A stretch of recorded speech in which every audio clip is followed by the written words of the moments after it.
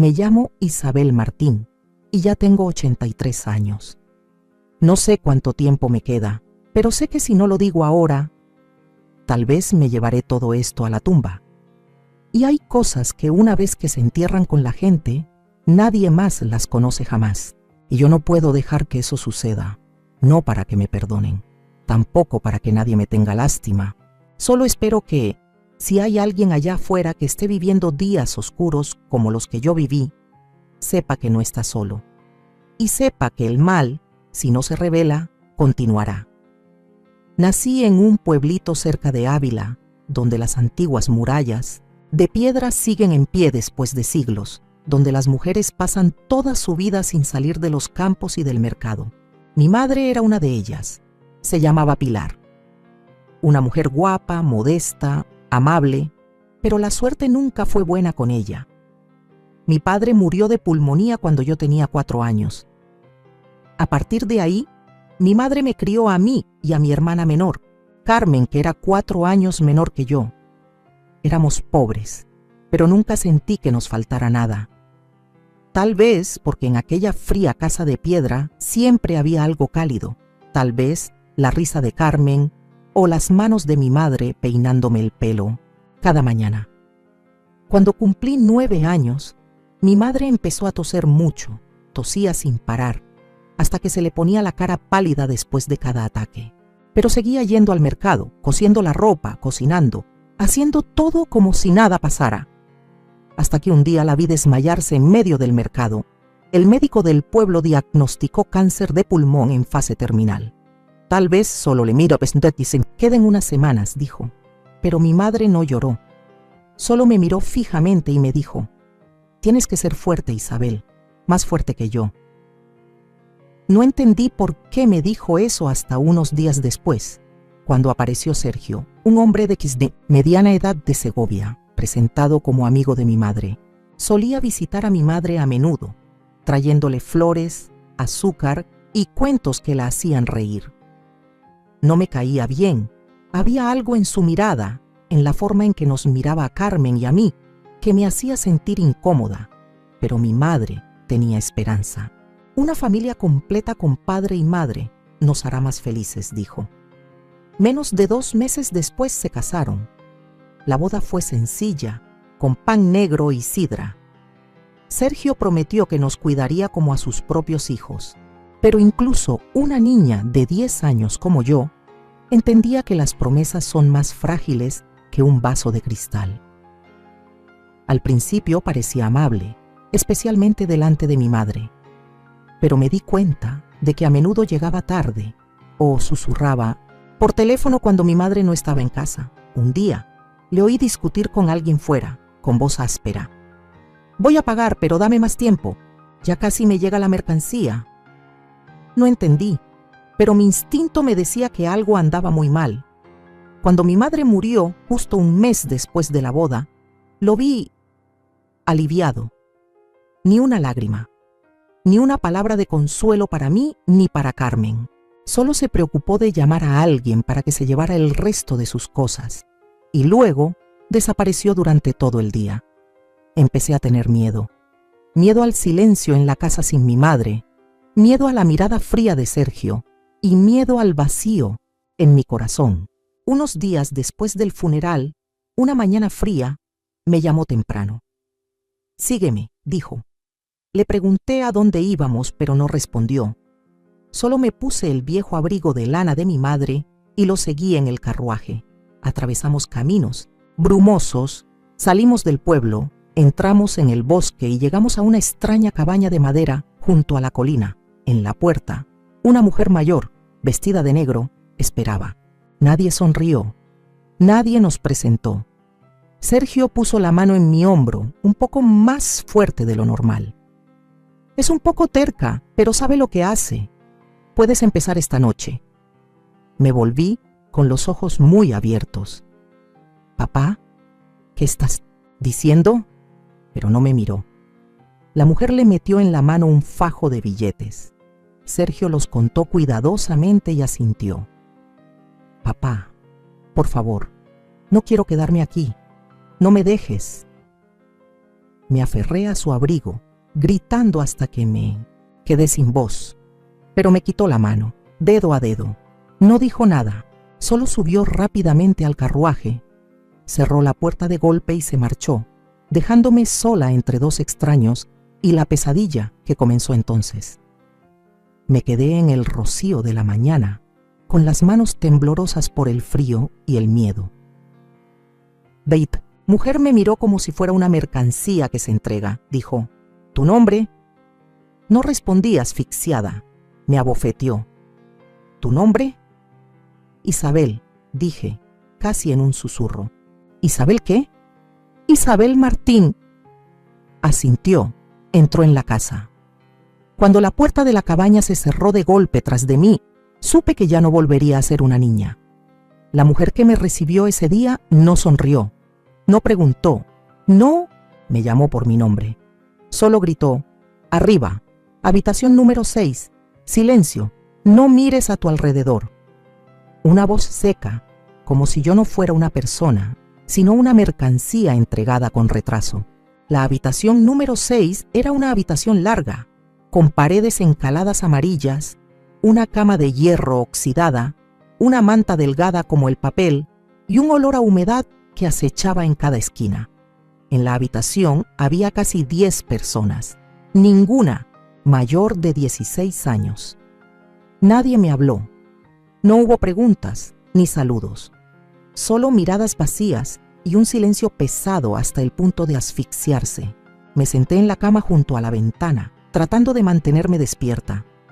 Esa noche no pude dormir. El crujido de la cama, los jadeos por las pesadillas, la persona que lloraba en silencio al otro lado de la habitación, todo como agujas que me clavaban en el pecho.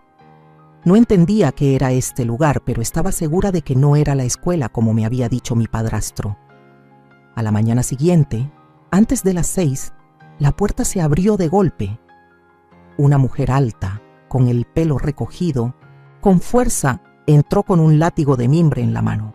¡Arriba! ¡Hacer fila!, gritó. Después supe que se llamaba doña Teresa, la directora del centro.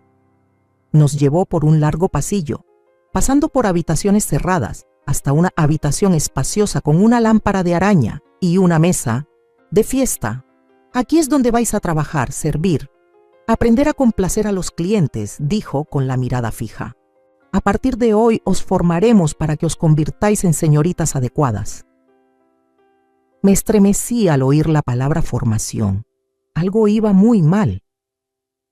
Las miradas de los niños que me rodeaban estaban vacías, como si alguien les hubiera quitado el alma del cuerpo hacía tiempo. En la cena de esa noche, me tocó servir el vino a un hombre mayor, gordo, con bigote recortado y perfume que aturdía. Se llamaba Don Félix, uno de los clientes habituales del centro. Me miraba de arriba abajo, con las manos en el cuello de la camisa y una sonrisa en los labios. «¿Eres nueva, preguntó con voz arrastrada. Asentí. «Bien, me gusta lo nuevo». Me eché atrás un paso. Él sonrió, ofreciéndome la copa de vino. Serví con la mano temblorosa hasta que el vino se desbordó. «Torpe», murmuró. Y luego me puso la mano en la cadera. Por instinto, le aparté la mano. «No me toques», dije, con la voz baja, pero lo suficientemente alta para que la escucharan los que estaban cerca. La habitación se quedó en silencio por un momento. Don Félix me fulminó con la mirada. Me iba a marchar, pero antes de que pudiera darme la vuelta, me agarró del pelo y me tiró hacia atrás. Me arrastró fuera de la habitación como a un animal y me metió por la puerta del fondo del pasillo. Me resistí, grité. Nadie ayudó, nadie habló. Fui arrojada al suelo y mi cabeza golpeó el borde de la mesa. Todo se oscureció. Cuando me desperté, estaba en la cama, cubierta de moratones. Me dolía el cuello y tenía los labios agrietados. Tenía un vendaje en la mano. Intenté sentarme y doña Teresa entró. No me miró con lástima, solo dijo con frialdad: «¿Crees que tienes derecho a negarte, Isabel? ¿Crees que eres diferente al resto? Si no aprendes a obedecer, morirás. No respondí. Y así comenzó el castigo. Me llevaron al sótano y me ataron las manos a un poste de madera. La mujer llamada Julia, la mano derecha de Teresa, fue la que me azotó. No dudó ni una vez en golpearme.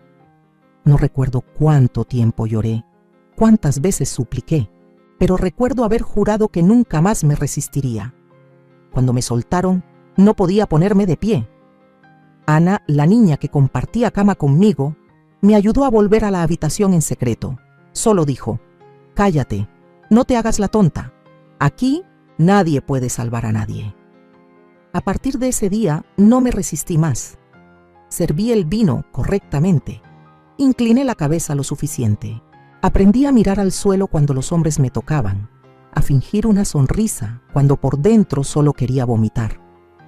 Por la noche, me encogía como un gato callejero, acurrujada en la cama, mordiéndome los labios para no hacer ruido. Lucía, una de las chicas mayores, me susurraba: «Quieren que te quiebres, cuando te quiebras se divierten». No quería romperme, pero ya me había roto. Empecé a salir de mi cuerpo cada vez que me llevaban a la sala. Imaginaba que estaba en el campo, bajo la nieve. Imaginaba las manos de mi madre peinándome el pelo, el olor a pan quemado en la cocina. Imaginaba un mundo diferente, donde aún me llamaran por mi nombre y me preguntaran si estaba cansada hoy. Cada vez que me tocaban, solo repetía una frase en mi cabeza: «Yo no estoy aquí. Yo no soy esto». Era la única forma de sobrevivir, de mantener una parte del alma que no me robaran. En aquella habitación silenciosa, solo Ana y Lucía eran los dos rayos de luz que quedaban. Ana me ayudaba a curar los moratones y en secreto me ponía migas de pan en la almohada en las noches que no comía. Lucía, fuerte y perspicaz, me enseñó a aguantar el dolor, a esconder zapatos debajo del suelo de la habitación, a reconocer qué noches había muchos clientes y en qué noches podía refugiarme en el baño unos preciosos minutos más. Una vez, cuando derramé vino sobre el abrigo de un cliente, me quedé paralizada por el miedo, pero él solo sonrió y dijo: «No te preocupes, eres nueva». Me acarició el pelo. Yo sonreí, una sonrisa sin alma como tantas otras, pero en mi cabeza estaba gritando. No sé cuánto tiempo viví allí, no había calendario, no había tiempo, solo había noches y días y heridas que se encadenaban. Hasta que un día, mientras fregaba el suelo, Lucía se acercó y susurró: «Si tienes la oportunidad de escapar, ¿te irás?». La miré durante mucho tiempo, sin decir nada. Luego asentí. Lucía sonrió, el tipo de sonrisa que nunca había visto en nadie de aquella casa. Entonces, a partir de hoy, dijo, tienes que aprender a respirar de nuevo.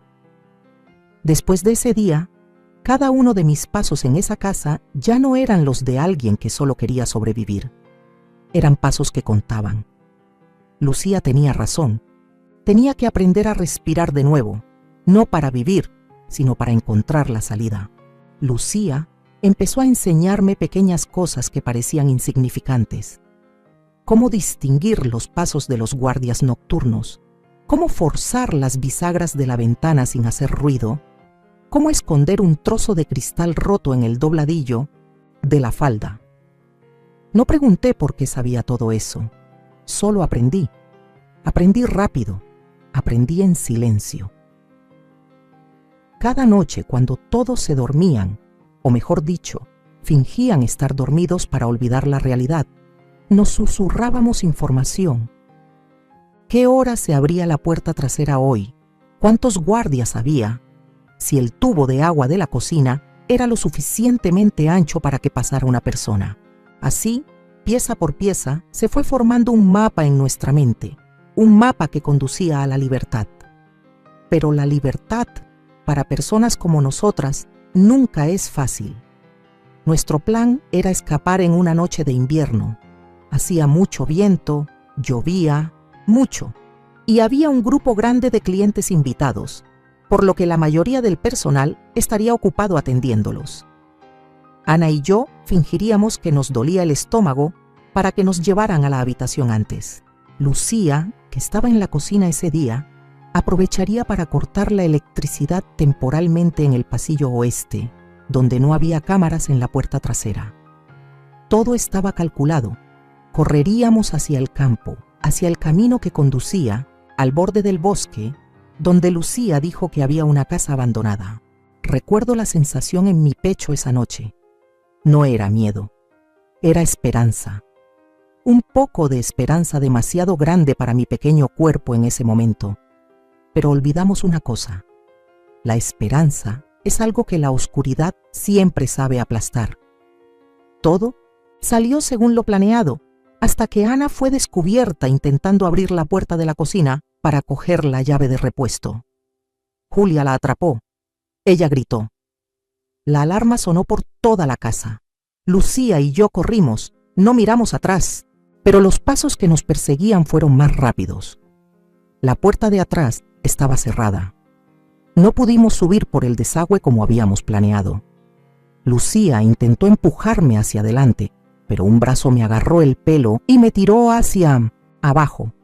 Me arrastraron de vuelta como a un animal. Y a Lucía solo vi su mirada por un segundo, una mirada que se volvió hacia mí, que no era de miedo ni de ira, solo de una cosa, perdón. Nos separaron. No volví a ver a Lucía en más de un año, y a Ana oí decir que la trasladaron a otro sitio. Los que no saben comportarse serán enviados al campamento base, dijo Julia. No me atreví a preguntar dónde estaba el campamento base. Me encerraron en una pequeña habitación sin ventanas, sin cama, sin luces. Solo me sacaban una vez al día para comer e ir al baño, bajo la supervisión de 2 personas. Todas las noches me pegaban. No mucho, solo lo suficiente para recordarme que estaba equivocada. Cada vez que la vara de madera me golpeaba la espalda, apretaba los dientes para no llorar. Pero en mi corazón algo se rompía en pedazos. A veces pensaba, si muriera ahora, tal vez sería más fácil. Empecé a hablar conmigo misma en la oscuridad, a hacerme preguntas sin sentido. Recordé la voz de mi madre, el pelo de Carmen, los besos en la frente de mi abuela cuando era pequeña. Recordé el olor a pasteles en invierno, la primera vela de cumpleaños de mi vida, las campanas de la iglesia del pueblo todos los domingos por la mañana. Los pequeños recuerdos se convirtieron en lo único que me ataba al mundo. 31 días después, me soltaron. Estaba seca como una rama. Tenía moretones por todas partes y el pelo se me caía a mechones. Pero estaba viva. Y ya no era yo. No hablaba. No miraba a nadie. No reaccionaba. Hacía todo lo que se me pedía. Me levantaba temprano, trabajaba, servía. No respiraba demasiado fuerte. Me convertí en parte de la casa, una sombra sin alma, una marioneta perfecta, pero cada noche me susurraba en mi mente: Lucía no está muerta, habrá otra oportunidad, hay que vivir, hay que esperar. Y luego, un día, en la primavera del año siguiente, la puerta de la habitación se abrió y Lucía entró. Estaba delgada, demacrada, pero con los ojos ardiendo como antes. No corrí a abrazarla, no lloré, solo la miré y asentí. Ella también asintió. Empecé a sentir algo inusual en mi cuerpo unas semanas después del regreso de Lucía. Al principio, solo fueron náuseas leves por la mañana, cansancio constante y dolores sordos en la parte inferior del abdomen. Intenté ocultarlo, intenté pensar que era solo una consecuencia de los meses que pasé encerrada y maltratada. Pero mi cuerpo, aunque destrozado, aunque exhausto, seguía enviando señales claras. Estaba embarazada. No se lo dije a nadie. Hasta que mi barriga no pudo ocultarse, doña Teresa se dio cuenta, pero contrariamente a lo que temía, no se enfadó. Ella sonrió. La primera sonrisa que vi de ella, pero fue lo que me dio más escalofríos que los golpes de la vara. La chica es valiosa, dijo a Julia con los ojos fijos en mi vientre. Buena sangre, blanca, pelo negro, nariz respingona. A la gente le gustan así. No entendí en ese momento, pero escuché una frase que me dejó paralizada. Vendida. ¡Al extranjero! Grité, lloré. Me arrodillé para pedir que me dejaran tener a mi hijo. Dije que haría cualquier cosa. Fregar el suelo, lavar la ropa, cocinar, incluso no dormir, solo para poder criar a mi bebé. Doña Teresa solo me miró como si fuera un perro que acaba de ladrar sin sentido. No es tuyo, dijo. Es un producto de este sistema. Y deberías sentirte afortunada de que al menos esté vivo. A partir de entonces, ya no se me permitió moverme libremente. Me encerraron en una pequeña habitación junto a la enfermería. Estaba estrictamente vigilada. Solo me permitían comer, dormir y hacerme chequeos periódicos. Cada vez que la enfermera venía a medir mi vientre le preguntaba, ¿está bien? Y cada vez, la joven enfermera, llamada Rosa, solo asentía, evitando mi mirada. Había algo en la forma en que me tocaba, más suave que los demás, que me hacía creer que ella también era una víctima. Empecé a hablarle a mi hijo todas las noches. Me ponía la mano en el vientre y le contaba sobre el pueblo donde nací, sobre mi abuela, sobre las veces que mi madre me llevaba al mercado. No sé si me oía, pero necesitaba hacerlo, para recordarme a mí misma que, aunque él venía de la oscuridad, él seguía siendo la única luz que quedaba en mí. Lo llamé Lily. Ese nombre salió naturalmente de mis labios sin motivo, pero al escucharlo mi corazón se ablandó. Lily, como una flor que crece en el barro, frágil pero orgullosa. Bordé ese nombre en un trozo de tela blanca con una aguja e hilo que robé del taller de costura. Lo escondí en mi ropa interior junto al corazón. Era lo único que podía preparar para mi hijo. Rosa, la joven enfermera, de vez en cuando me dejaba de escondidas una manzana, una rebanada de pan o un paño limpio. Una noche me susurró mientras me vendaba. «Cuídate, no te rindas, estoy buscando la manera de ayudarte». No me atreví a creerlo, pero me aferré a esa frase como un náufrago a una rama seca. Y entonces llegó ese día. Entré en trabajo de parto en una noche de lluvia, una tormenta tan feroz que parecía que iba a romper el techo. No había médico, solo Rosa y otra mujer. El dolor llegó repentinamente, tan intenso como 1000 cuchillos cortándome el vientre. Sangré, me desgarré, creí que iba a morir, pero no morí. Cuando el llanto de Lily resonó en la habitación húmeda, supe que estaba viva, por mi hijo. Rosa puso al bebé en mi pecho por menos de 1 minuto. Vi sus ojos cerrados, sus pequeños labios apretados, su piel todavía manchada de sangre, pero su corazón latía fuerte como si intentara decirme, «Mamá, estoy aquí». Susurré, «Lily, eres mía, te protegeré, a toda costa». Pero unos segundos después, la puerta se abrió de golpe. Julia entró con 2 hombres desconocidos. Uno llevaba un papel, el otro una toalla blanca.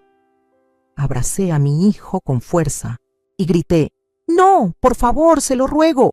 Déjenmelo, no necesito nada, solo a él». No dijeron nada. Me arrebataron al bebé, rápido y brutalmente como ladrones. Él lloró. Yo también lloré. Grité hasta que me quedé sin voz. Me revolví como un animal arrancado de su cría, pero nadie respondió. El llanto de Lily se desvaneció. La puerta se cerró de golpe y me desmayé. Cuando desperté, estaba sola en la cama de hierro. Leí. Sangre seguía manchando el suelo. Mi vientre estaba vacío. Mi pecho dolía como si me lo hubieran cortado. Doña Teresa entró. En la mano tenía un papel. «Murió», dijo, con la voz como si anunciara la pérdida de una mercancía. No, lo superó. Deberías olvidarlo. No respondí, solo la miré fijamente, porque sabía que estaba mintiendo. Había oído el llanto de mi hijo. Lo había visto patear, sonrosado, sano. Nadie podía convencerme de que Lily había muerto. Mi hijo seguía vivo, en algún lugar de ahí fuera. Y a partir de ese momento, supe que no podía morir. No podía rendirme. No podía dejar que mi historia terminara aquí. Ya no era una víctima. Era una madre que había perdido a su hijo y lo encontraría a cualquier precio. No recuerdo cuánto tiempo lloré después de que me robaron a Lily, pero recuerdo muy bien el momento en que dejé de llorar. No vino de la resignación, sino de una clara decisión. No volvería a llorar. Encontraría a mi hijo, pero primero tenía que salir de este lugar. Empecé a observar todo de nuevo. ¿A qué hora entraba Julia en la habitación? El camino del camión de la comida, el ritmo de las patrullas de los guardias, qué puertas hacían ruido y cuáles no.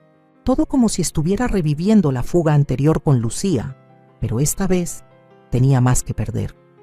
No solo corría por mí, corría para encontrar a mi hija. Fui a ver a Lucía. Ella me miró por un largo rato. No estás lo suficientemente fuerte, dijo. Tu cuerpo aún no está curado. Pero mi voluntad sí. Empezamos a prepararnos, silenciosamente en secreto. Lucía tenía algunos planes viejos y algunas conexiones que yo nunca había conocido. No pregunté mucho. En el infierno, saber poco a veces es vivir más tiempo. La primera fuga tuvo lugar después de una ceremonia religiosa que se celebró en el centro. En ese momento, los invitados, los guardias y el personal estaban dispersos. Lucía y yo nos colamos por las alas de la casa, acercándonos a la zona del antiguo establo, donde una valla era más baja de lo normal, cerca del bosque. Casi habíamos logrado salir. Podía oler la tierra de la libertad, el olor a pino de una noche fría, y también mi corazón que quería estallar de esperanza, pero mi pie se enganchó en un alambre roto. Se produjo un pequeño ruido que nadie pareció notar. Pero a los pocos segundos, los focos nos apuntaron directamente. Sonaron las sirenas, sonaron los pasos. Me arrastraron hacia atrás como a una bestia salvaje. A Lucía la golpearon en el acto. A mí me ataron las manos y me llevaron a la celda especial, que yo pensaba que era solo para los sin valor. No me golpearon de inmediato. Me dejaron allí, en la oscuridad, sin agua, sin comida, durante 3 días seguidos. Me dejaron allí, hambrienta hasta la alucinación. Me dejaron allí, con tanto miedo que estaba dispuesta a suplicar. Luego entraron. Esta vez, no solo estaba Julia. Estaban los 2 hombres que se habían llevado a Lily. Usaron culatas de pistolas, tuberías de metal y zapatos. No grité. No supliqué. Solo me quedé allí, permitiendo que la sangre y las lágrimas se mezclaran, para recordarme a mí misma, sigues viva, y mientras estés viva, tienes esperanza. No morí, aunque me quisieran casi así. Después de eso no me dejaron salir de la habitación en más de 2 meses. No me permitieron hablar con nadie, no vi la luz, no supe si Lucía estaba viva o no. Solo tuve una vez Rosa, que deslizó a escondidas un trozo de papel por la rendija de la puerta. Hay otra oportunidad, no te rindas. De esas palabras decidí. Lo intentaría de nuevo, una vez más, aunque me costara la vida. Al mes siguiente, una nueva chica llamada Marina fue llevada a mi habitación. Su rostro estaba lleno de cicatrices, sus ojos desorbitados. Había sido abusada solo 3 días después de llegar. La abracé en la primera noche, como Ana me había abrazado a mí. Cuando sollozó preguntando, ¿podemos escapar? La miré directamente a los ojos. Sí. Empezamos a rehacer los planes desde cero. Esta vez fuimos más silenciosas, más cuidadosas y más audaces. Lucía volvió una semana después con un brazo enyesado. No pregunté qué había pasado, solo la abracé. Asintió. ¿Estás lista? Estábamos listas. La puerta se abrió una noche de principios de verano, gracias a un pequeño descuido en el horario de guardia, que Rosa nos había ayudado a organizar. No habló mucho, solo me metió en la mano una llave y un sobre fino. Dentro está el mapa y algo de dinero. Hay un autobús en el pueblo al lado del bosque. Vete. Asentí. No lloré. Solo susurré, gracias, por Lili.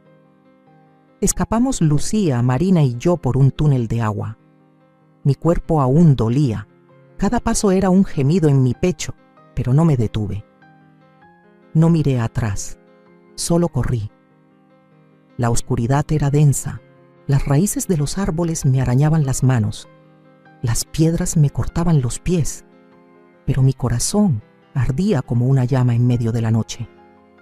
Salimos del bosque antes del amanecer.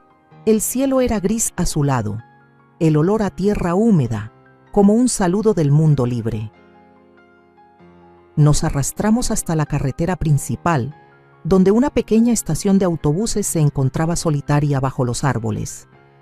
Una mujer de mediana edad, con la que Rosa se había puesto en contacto de antemano, conducía la camioneta.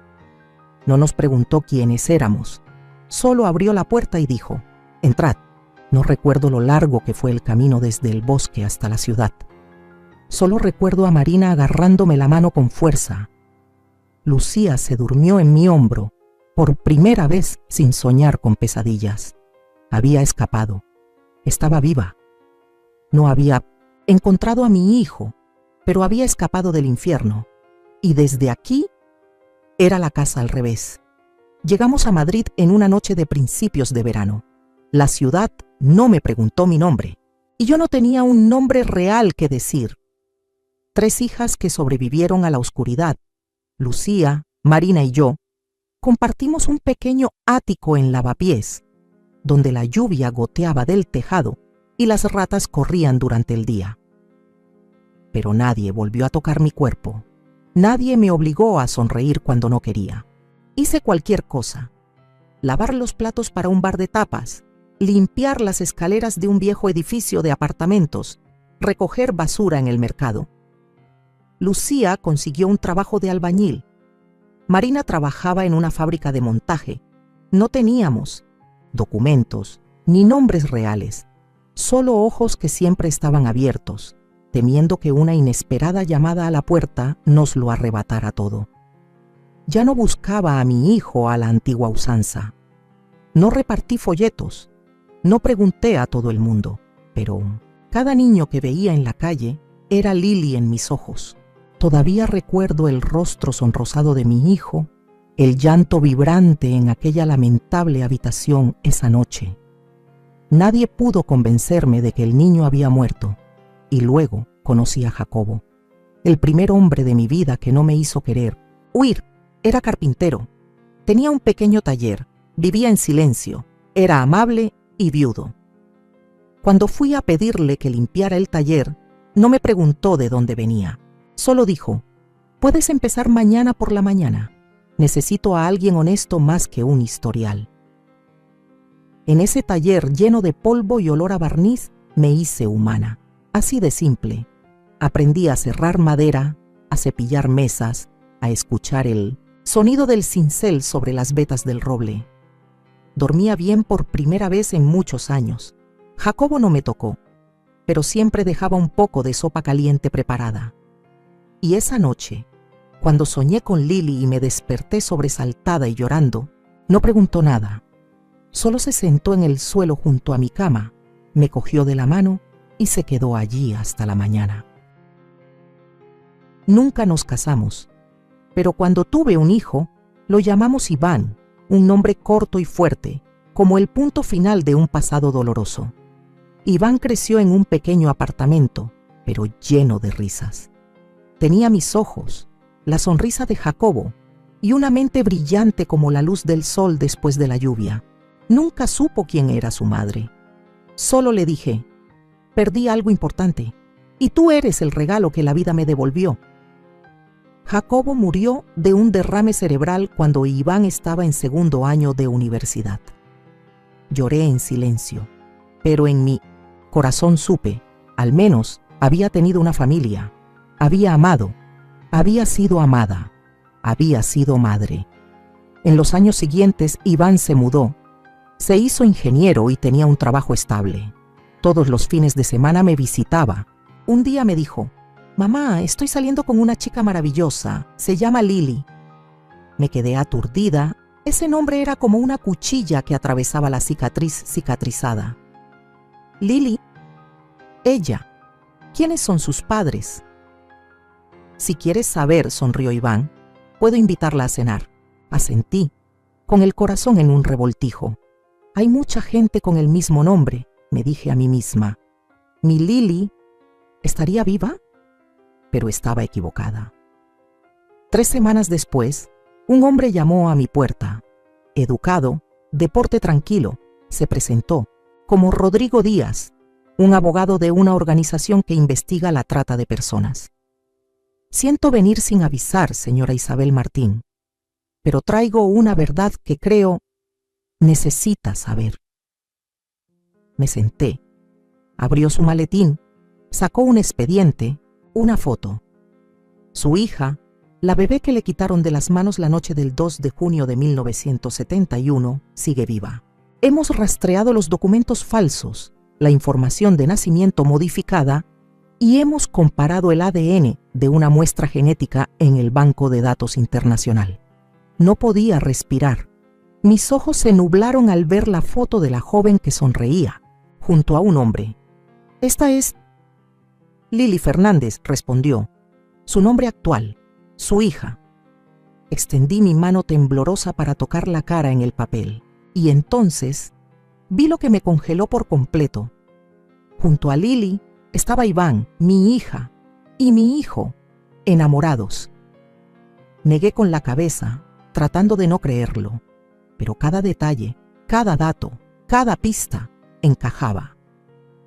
Lili había sido vendida a una familia adinerada, criada en una mansión de Segovia, sin saber que había nacido en el infierno. «No», exclamé, «no puede ser. No puedo dejar que ellos vivan así». El señor Rodrigo me puso la mano en la mano. «Lo sé, pero ahora solo tú puedes decir la verdad». Me desplomé en la silla, sintiendo que la tierra se agrietaba bajo mis pies. No había palabras para expresar ese sentimiento. No era solo conmoción, era horror, era culpa hasta los huesos, era el destino retorciendo todo en la máxima tragedia. Había vivido toda mi vida para encontrar a mi hija, y al final, cuando la encontré, yo era quien tenía que romper el pequeño y feliz mundo que tenía. Había pensado que había soportado los golpes más brutales de mi vida, pero nada, ni la tortura, ni el hambre, ni esas noches de desesperación podía compararse con el momento en que tuve que decirles a mis hijos que eran hermanos. Había soñado con el día en que volvería a abrazar a mi hija, pero no de esta manera. No para arrebatarle su felicidad, para truncar su vida con una verdad imperdonable. Me quedé toda la noche, esperando a que Iván regresara. No sabía por dónde empezar. Solo sabía que el silencio lo mata todo. Ya había estado en silencio durante demasiado tiempo. Cuando Iván abrió la puerta, sus ojos brillaban. «Mamá, tengo buenas noticias. Lili ha aceptado mi propuesta. Nosotros...» Lloré. No lloré de emoción, sino porque mi corazón parecía estallar en 1000 pedazos. «Iván, siéntate», susurré. «Necesitas saber la verdad». Se lo conté todo. Desde que mi madre murió, me vendieron, me encerraron, me torturaron, me quedé embarazada, tuve a Lili y luego la perdí. Le mostré la foto, el certificado de ADN, la prueba de Rodrigo. Iván se quedó en silencio. Nunca lo había visto así. Se le congeló todo el cuerpo, apretó los labios y sus ojos se abrieron como si no pudiera creerlo. «No, mamá, estás mintiendo. ¿Cómo es posible? Lili Lily es tu hermana, dije ahogada. Ella es la hija que perdí y ahora tú eres su marido. La silla cayó al suelo. Iván se levantó y retrocedió como si yo fuera un monstruo. No, no, esto es una broma macabra, ¿verdad? Grité. No hay nadie macabro aquí más que aquellos que se la robaron a su madre. Iván golpeó la pared. Sus ojos estaban inyectados en sangre. La amo, yo. ¿Cómo puedo? Lo abracé, pero me apartó. Necesito salir, necesito respirar. Y se fue. Me desplomé en el suelo como si mi propia alma hubiera sido aplastada. Lo había arruinado todo, pero no tuve elección. A la mañana siguiente, Lily vino. La recibí en silencio. Vi a mi hija, adulta, guapa, amable, y mi corazón se apretó a cada latido. Ella sonrió, extendió la mano. Señora Isabel, ¿está Iván en...? Le cogí la mano. Lily, siéntate. Necesito contarte algo. Parecía confusa, pero entonces escuchó. Cuando conté sobre el campamento de menores, la noche del parto, doña Teresa, la sangre, el primer llanto, vi cómo sus ojos se iban vaciando lentamente de luz hasta que le mostré la prueba de ADN, confirmando su identidad. Ella exclamó, «No, estás mintiendo, no es posible, yo no soy...». Le cogí la mano para que viera la cicatriz que había estado ocultando durante décadas. La puntada después de dar a luz a Lily y el trozo de tela blanca en el que alguna vez bordé la palabra Lily en hilo rojo. Tembló. Susurré, «Hija, soy yo». Y se desplomó en la silla, llorando como una niña. «No es posible, no es posible. Iván es mi marido, estoy embarazada». Esa frase fue como un rayo en el cielo. Me quedé petrificada.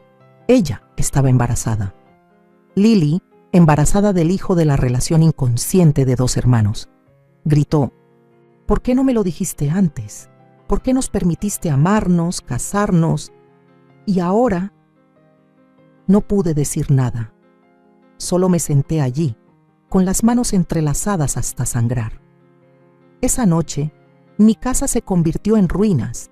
Mis dos hijos, uno se marchó, el otro se sentó en una esquina, llorando hasta el hipo. Unos días después, Iván y Lily decidieron poner fin al matrimonio. No pudieron continuar. Nadie culpó a nadie. Solo quedó el vacío que no se podía llenar. Pero en medio de las cenizas sucedió algo inesperado. Rodrigo regresó. «Señora Isabel», dijo, «tenemos la oportunidad de empezar de nuevo, para que nadie más tenga que pasar por el infierno que usted pasó».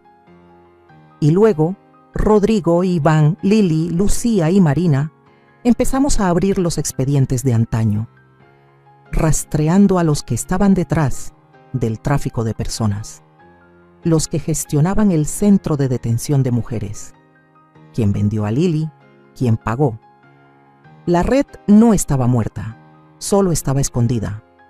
Empezamos a levantar cada piedra, cada nombre, cada documento falso, y me di cuenta, la verdad, por aterradora que sea, tiene que vivir.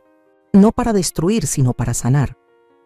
Cada mañana me despertaba y me decía, esto no es una pesadilla, esta es la realidad, y tenemos que seguir adelante. Iván y Lily se mudaron, viviendo en dos extremos de la ciudad. Ya no eran marido y mujer, y no podían ser hermanos de verdad. Estaban entre dos mundos, incompletos en ninguno de ellos. A pesar del rompimiento, ambos siguieron buscando la verdad juntos. Rodrigo, con décadas de experiencia en la investigación de la trata de personas, reabrió el caso con los documentos que habíamos recopilado durante muchos años. Lucía recordó exactamente cada nombre, cada rostro que apareció en el campamento. Marina encontró el cuaderno de una víctima desaparecida, donde estaban escritos muchos domicilios y transacciones. Yo proporcioné testimonios, fotos y pruebas vitales que había llevado conmigo durante décadas. Cada pedazo de mi memoria, por roto que estuviera, ahora tenía valor. El primer nombre que apareció fue Antonio Fernández, el hombre que me desgarró de mi propio cuerpo y dejó atrás a Lili. Había muerto hacía muchos años, pero Santiago Fernández, su hijo, seguía vivo y continuaba la carrera de su padre, ocultándola bajo la apariencia de un exitoso empresario y político. Dirigía un sistema clandestino internacional, tráfico de mujeres del campo, bebés, de centros de salud, falsificación de certificados de nacimiento, venta al extranjero o a familias ricas del país. La red estaba conectada con jueces, policías, médicos, pedagogos. Todas las lagunas del poder fueron sobornadas. Rodrigo enfatizó: este ya no es un caso individual. Es un crimen sistémico. Si lo exponemos, será un shock nacional. Iván utilizó todas sus conexiones de su época como ingeniero para contactar con la prensa, la política y la ley.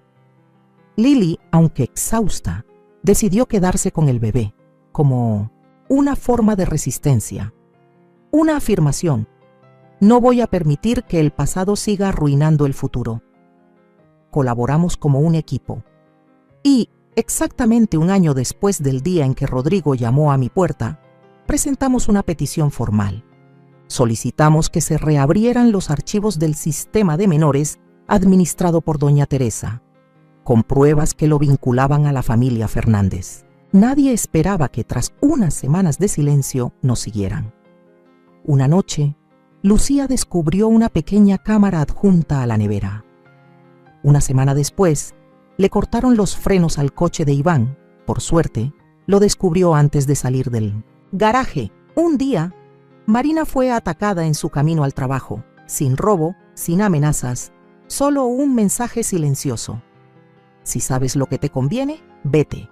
Sabíamos, Santiago sabía que nos estábamos acercando. Cogí la mano de Lili y sentí sus manos heladas. ¿No tienes miedo?, pregunté. Ella sonrió secamente. Perdí a mi marido, perdí la fe, perdí mi identidad. Ahora, si pierdo más, ya no tengo nada que temer. 3 meses después, los medios explotaron. Un periodista con el que Iván había trabajado hizo públicos documentos internos, certificados de nacimiento falsos, fotos de niños robados, testimonios de supervivientes y pruebas de transacciones financieras entre Santiago y organizaciones benéficas encubiertas. El gobierno se vio obligado a iniciar una investigación especial. Fuimos convocados como testigos. De pie ante el tribunal, conté la historia, cada detalle, sin adornos, sin tapujos. Lili estaba sentada en la primera fila, con el vientre abultado, con una cara pálida, pero con los ojos tan duros como una piedra. Vi a la niña que había perdido crecer y ser más fuerte que yo hacía años. Santiago fue arrestado. La prensa le llamó el heredero del matadero humano. Pero en la misma semana en que fue arrestado, Lili se desplomó en el baño de la corte. El bebé no lo soportó. Me quedé fuera de la sala de emergencias, con las manos manchadas de sangre de mi hija y mi corazón como si estuviera vacío. Lloré en silencio. Solo susurré: lo siento, todo es culpa mía. El médico dijo que se debía al estrés, a la presión psicológica prolongada, a la obsesión implacable. Lili no dijo nada cuando se despertó. Solo se tocó el vientre vacío y luego miró hacia otro lado. Iván vino después. Se sentó al final de la cama. No se tocaron, no dijeron nada, se habían amado y luego se convirtieron en hermanos. Ahora se convirtieron en 2 personas que habían sobrevivido a la tormenta que nadie más podía entender. No sé si alguna vez se recuperarán. Solo sé, ganamos. Pero el precio fue una vida que nunca llegó a tener nombre. Ya no espero que mis hijos vuelvan a ser los mismos. Después de que Lili perdiera a su hijo, ya no era la Lili que vi sonreír en la foto que Rodrigo me mostró por primera vez. Tampoco era la joven esposa que alguna vez llamó a mi hijo el amor de su vida. Se quedó en silencio, retraída. Cada vez que le preguntaba, ¿estás bien?, solo asentía suavemente con los ojos vacíos como si no hubiera lugar para las emociones. Iván solía visitarla, ya no como marido, no podía ser un hermano, se sentaban juntos como dos supervivientes de un gran accidente, sin saber cómo llamarse, pero comprendiendo demasiado bien el dolor del otro. Alguna vez temí el día en que se enfrentaran. Ahora entiendo, afrontarlo es parte de la curación, no olvidando, sino viviendo juntos aunque sepa lo que pasó. Y entonces, una tarde de primavera, Lily dijo, «Quiero hacer algo, por los niños como yo». La miré con el corazón palpitante. Estaba volviendo, no para sonreír, sino para luchar. A la semana siguiente, Lily, Iván, Lucía, Marina y yo, junto con Rodrigo, nos sentamos alrededor de una vieja mesa en el antiguo taller de Jacobo. Decidimos establecer una organización sin ánimo de lucro que apoyara a las mujeres traficadas, a los niños maltratados y a los supervivientes necesitados de reintegración social. Lo llamamos Fundación Ana Lucía Lily, un nombre en memoria de las 3 hijas que representan las 3 etapas de la supervivencia. Ana, mi primera amiga, que murió en el intento de fuga. Lucía, mi compañera en la oscuridad, que me ayudó a llegar a la luz. Lily, mi luz, que me fue arrebatada, pero se levantó. Empezamos casi sin nada, una pequeña habitación temporal, algunas mesas y sillas viejas, 3 carteles pegados con cinta adhesiva. Pero poco a poco las mujeres fueron apareciendo.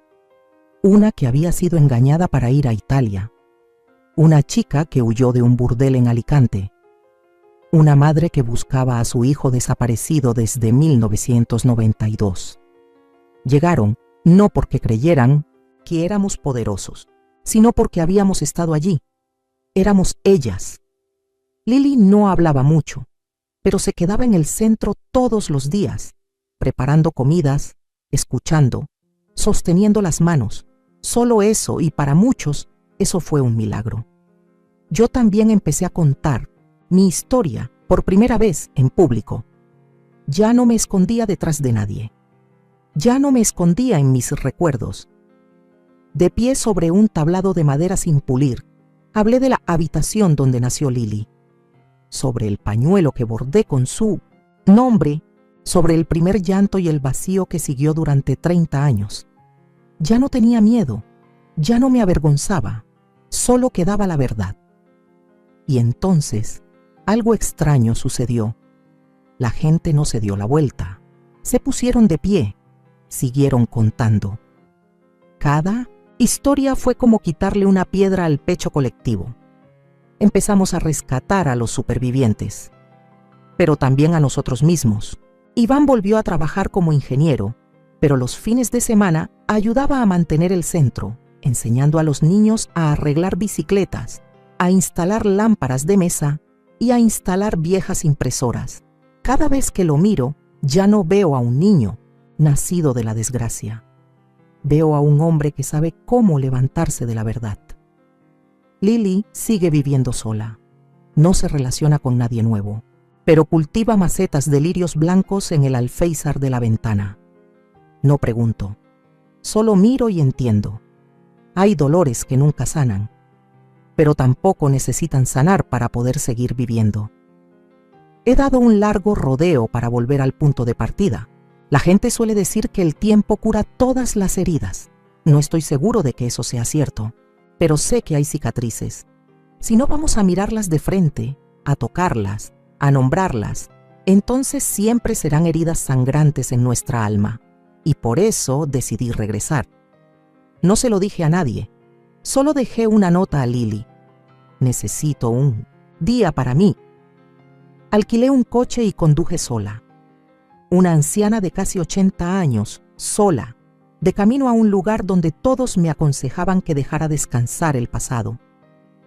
No tenía intención de despertar el pasado, solo quería despedirme de la forma correcta.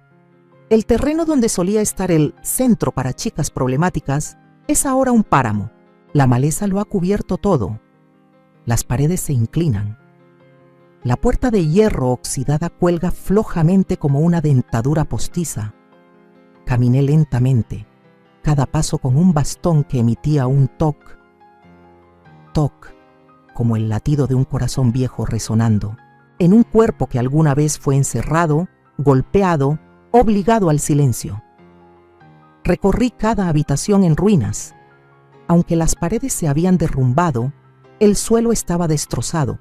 Todavía recordaba claramente dónde solían haber llantos nocturnos, donde Ana me abrazó, donde Lucía dibujó un esquema de escape con carbón en la pared, donde yo me arrodillé, con sangre mezclada con líquido amniótico, dando a luz a Lili. Entre el dolor y el miedo, me detuve allí y saqué de mi bolsillo algo que siempre había conservado durante décadas. El pañuelo bordado con la palabra Lili. Alguna vez estuvo en mis manos, en la cama rota, la noche que se llevaron al bebé. Mi madre bordó mi nombre cuando tenía 3 años. Yo bordé el nombre de Lili cuando tenía 17. Un círculo de mujeres silenciadas. Puse el pañuelo sobre el ladrillo que quedaba intacto. Hacía viento suave. No llovía, no hacía sol. Era solo una mañana desnuda, tal como era. No lloré. Solo cerré los ojos y susurré: hija, no naciste en la oscuridad. Te encendí una luz desde el momento en que soltaste tu primer llanto. Luego abrí los ojos, me levanté, me di la vuelta, no porque tuviera miedo, sino porque había terminado. Esa noche, cuando llegué a casa, Lili estaba sentada en el sofá con 2 niñas pequeñas, las 2 niñas que acabábamos de acoger de un rescate en la frontera. Ella levantó la vista. Yo asentí suavemente. Ella entendió, sin preguntar. Después de la cena, Iván trajo una pequeña caja de madera. Mamá, dijo, Lili y yo pensamos que era hora de guardar todo.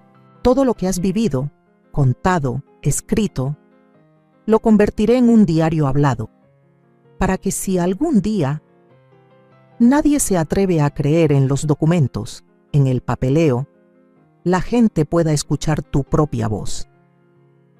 Sonreí. Miré a mis nietas, Emilia y Clara, que estaban pintando en el suelo. No conocían palabras como tortura, trata de personas, violencia. Solo conocían el azul del mar y los girasoles. Espero que solo conozcan la libertad. Me acerqué, me senté y abracé a los 2 niños. Su pelo olía a jabón. Su piel era suave como un cielo que nunca había sido cubierto por la oscuridad. Son la prueba viviente de que todo lo que he pasado no fue en vano. Y les susurré a ellas y a todos los que lean mi vida: recuerda esto. El silencio nunca es una opción. Nadie tiene derecho a robar tu voz. Nadie define quién eres ni dónde reside tu valor. Incluso si el mundo entero te dice que te calles, cuéntalo. Cuéntalo hasta que nadie tenga que vivir la vida que yo viví. Soy Isabel Martín. Fui vendida, golpeada. Me robaron a mi hija. Me llamaron indigna de vivir. Ahora soy una madre, una narradora, una superviviente, y les dejo la luz. No cuento esta historia para que nadie me tenga lástima. Tampoco es para evocar un dolor. Cuento la historia porque hay verdades que, si no se dicen, siguen creciendo en la oscuridad. Me quedé callada, por miedo, por vergüenza, por pensar que estaba sola. Pero me equivoqué. El silencio no salva a nadie. Solo protege al mal y asfixia a los que han sido lastimados. Si llevas una memoria dolorosa, un pasado en el que nadie quiere creer, por favor, no lo entierres para siempre. Puede que no estés listo para hablar, pero no olvides que la verdad puede perder su voz, pero nunca muere. Perdí mucho: familia, estatus, el hijo que nunca llegué a nombrar. Pero también recuperé lo más preciado: la libertad de hablar, para contar, para convertir el dolor en acción. Si una chica como yo, que fue vendida, encerrada, que pensó que no valía la pena vivir, aún puede levantarse, tú también puedes. Cuenta, sal a la luz, porque cuando una persona habla se puede salvar una vida, pero cuando cientos de personas hablan, un sistema cae.